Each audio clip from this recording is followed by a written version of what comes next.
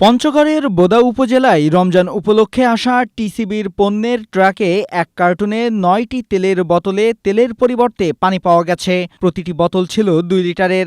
১৮ ফেব্রুয়ারি বিকেলে উপজেলার খাদ্য নিয়ন্ত্রকের কার্যালয় ও খাদ্য গুদামে একটি ট্রাক আনলোড করার সময় শ্রমিকদের সন্দেহ হলে তারা কার্টুন খুলে দেখেন এ ঘটনা। এর আগে ট্রাকটি দিনাজপুরের ১০ মাইল টিসিবির ডিপো থেকে টিসিবির পণ্য হিসেবে তেল নিয়ে আসে এলএসডি গোডাউনে। পরে মালামালগুলো গ্রহণ না করে ফেরত পাঠানো হয়েছে বলে জানায় উপজেলা নির্বাহী কর্মকর্তা। কর্তৃপক্ষের নির্দেশনা পেলে পরবর্তী ব্যবস্থা নেওয়া হবে বলেও জানান তিনি।